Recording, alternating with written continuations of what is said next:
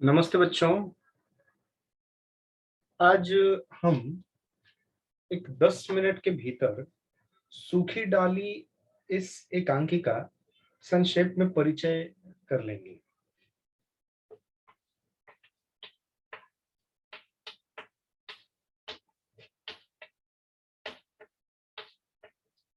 किसी भी पेड़ की डाली तब सूख जाती है जब वो उस पेड़ से अलग हो जाती है।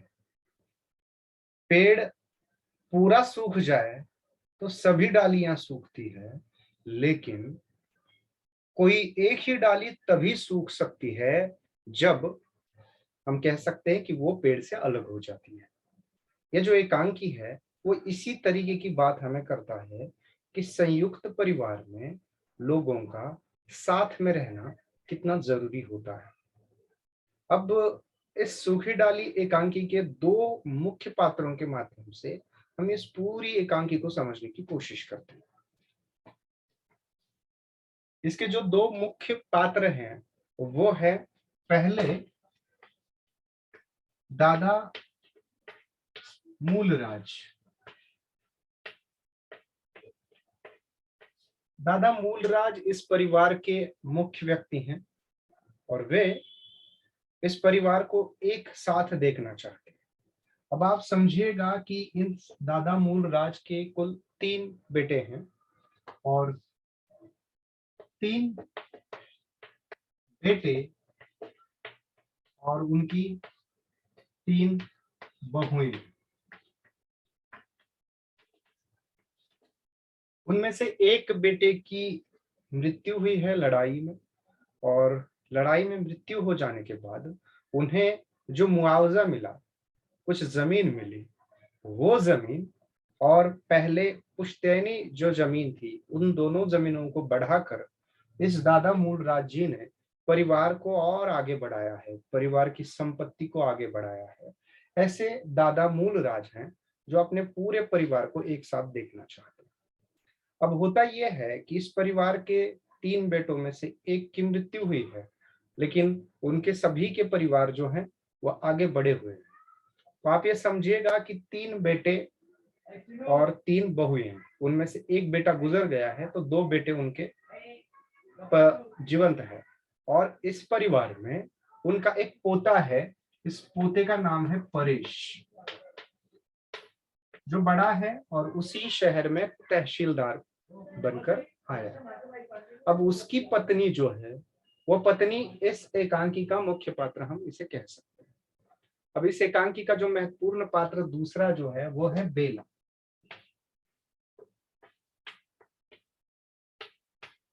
बेला जो है वो लाहौर में पढ़ी लिखी है, एक अच्छे स्कूल में, कॉलेज में उसकी पढ़ाई हुई है और इसके कारण इस परिवार के साथ, इस बड़े परिवार के साथ उसका रिश्ता जुड़ गया।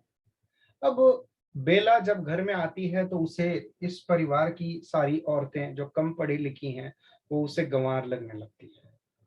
वहां काम करने वाली जो नौकरानी है, जिसका नाम रजिया है, रजवा है, वो उसे ठीक नहीं लगती। उसका काम करने का ढंग उसे ठीक नहीं लगता।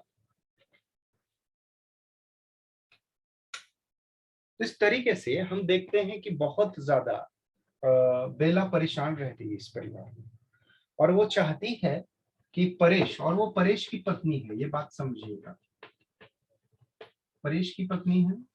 और इस परेश के परिवार में उसे ऐसा लगता है कि इन लोगों को कोई तमीज नहीं है, बात करने का ढंग नहीं है, काम करने का ढंग नहीं है, रहने का, खाने का, पीने का, हर चीज में वो उनके कमियां ढूंढती है। और उसे लगता है कि उसके मायके में जो बातें होती थी वो यहाँ बिल्कुल भी नहीं होती है। तो इसलिए वो हर बार अपने मायके के साथ इस परिवार की तुलना करती है। और घर का फर्नीचर उसे अच्छा नहीं लगता, घर के औरतों की बात करने के तरीके उसे अच्छे नहीं लगते। इन 3 बेटों में जो बहुएं हैं, उनमें से मंजली बहू जो है वो बहुत जोर जोर से हंसती है। उनका वो उस तरीके से हंस हंस कर बात करना उसे अच्छा नहीं लगता।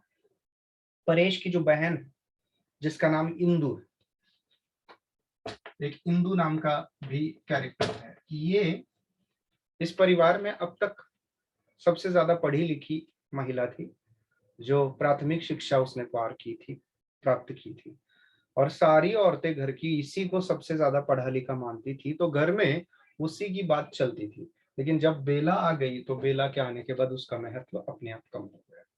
तो इसके कारण बेला के साथ वो हर बात में चिढ़ जाती है। जब बेला रजवा यानी नौकरानी की शिकायत करती है तो इंदु को ये बात भी खराब लगती है। अब इस तरीके से बेला परेशान हो गई है इस परिवार में, और वो अपने पति परेश से कहती है कि अब मैं इस परिवार के साथ रहना नहीं चाहती।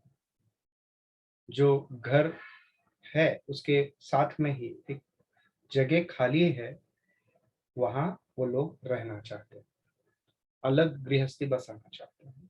जब ये बात बेला के पति परेश से दादा मूलराज को पता चलती है तो उन्हें पहले तो बड़ा दुख होता है। क्यों? क्योंकि वे इस परिवार को परिवार न मानकर एक बहुत बड़े बरगद के पेड़ के समान देखते थे, और वे चाहते थे कि इस घर के सभी सदस्य जो हैं वो एक तरीके से इस पेड़ की डाली है, वृक्ष की डालियां हैं, और किसी भी डाली को अलग रखना योग्य नहीं होगा। तो दादा मूलराज घर की सभी औरतों को, सिर्फ बेला को छोड़कर सभी को बुलाते हैं और समझाने की कोशिश करते हैं कि बेला पढ़ी लिखी है, वो हमारे परिवार से ज्यादा अलग है, तो उसके पढ़े लिखे स्वभाव को या पढ़ी लिखी बातों का लाभ हमें अपने परिवार के तरक्की में लगाना चाहिए। उसकी पढ़ाई में हमें कोई बाधा नहीं डालनी चाहिए। उससे बात करते समय सोच समझ कर करनी चाहिए। उसे तकलीफ हो, ये परिवार उसके लिए पराया लगे, ऐसा कोई भी बर्ताव आप लोगों से नहीं होगा। सभी औरतों को समझाने के बाद मंजली बहू और इंदु को खास तौर पर दादाजी समझाते हैं कि आपके कारण बेला सबसे ज्यादा परेशान है, तो आप इस बात की पूरी खबरदारी रखेंगे कि आपके कारण बेला को बिल्कुल भी तकलीफ ना हो। क्या होता है कि जब दादाजी ने समझाया तो सभी औरतों का जो वर्तन है वो बेला के प्रति पूरी तरीके से बदल जाता है। सभी औरतें बेला के साथ बात करने से कतराती हैं। घर की सभी औरतें कहती है कि हम तुम्हारा समय बर्बाद नहीं करेंगी, हम तो जा रही हैं। तो इस तरीके से वो बर्ताव करने लगती है कि पहले से भी ज्यादा बेला को ये परिवार और ज्यादा पराया लगने लगा। हर कोई उससे अलग रहने की कोशिश करता था, हर कोई उससे बचने की कोशिश करता था। और जब एक ही परिवार में रहते हुए इस तरीके का अलगाव हो तो वो बात भी अच्छी नहीं। बेला जब ठहाके के बीच में, औरतों की ठहाके, उनकी हंसी मजाक के बीच में आ जाती थी तो सारी औरतें एकाएक चुप हो जाती थी, मानो वहां हिटलर की एंट्री हो गई। कुछ इस तरीके की बातें उस परिवार में होने लगी। पहले बिल्कुल भी बेला को इन लोगों से सम्मान नहीं मिलता था, इस बात का दुख था। लेकिन अब सम्मान की अति हो गई है, इस बात का भी बेला को दुख है, और वो परेश को इस बात की शिकायत करती है। इस सब औरतें, घर की सभी महिलाएं उससे पराया सा व्यवहार करती हैं, और ये बात भी अच्छी नहीं है। फिर दादाजी बेला को समझाने की कोशिश करते हैं, और बेला को बहुत अच्छी तरीके से समझ में आता है कि इस परिवार के साथ मिलजुल कर रहने में ही उसकी भलाई है, और अगर वो इस परिवार का अंग बन गई है, उसे पूरी तरीके से इस परिवार का अंग बनना चाहिए। दादाजी के कुछ कपड़े हैं जो धोने के लिए रखे हुए थे, अब वो उठाकर उन्हें फटकने के लिए चली जाती है, और संकेत केवल लेखक ने इतना दिया है कि बेला अब पूरी तरीके से इस घर का अंग बनकर रहना चाहती है। सूखी डाली दरअसल दो अर्थों में है। सूखी डाली शब्द का दो पात्रों के संदर्भ में है। सूखी डाली आप दादाजी को भी कह सकते हो क्योंकि वो उम्र में सबसे बड़े हैं, और बेला को भी आप कह सकते हो जो परिवार से अलग होना चाहती थी। अगर वो अलग हो जाती तो वो भी सूख जाती, सूखी डाली बन जाती। तो सूखी डाली का मतलब है परिवार से अलग होना।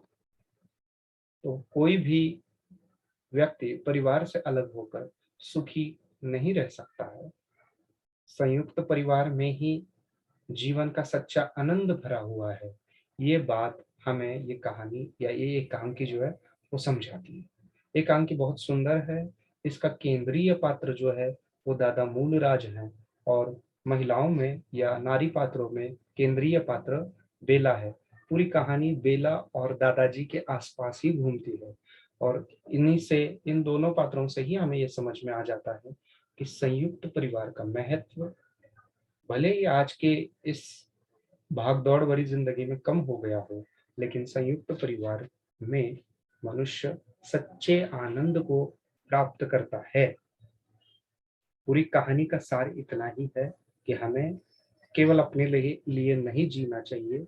परिवार के सुख, परिवार के चैन, परिवार की शांति और आनंद में ही अपना आनंद मानना चाहिए। यही इस एकांकी का मुख्य उद्देश्य है और इसीलिए इस एकांकी की रचना हुई है। धन्यवाद।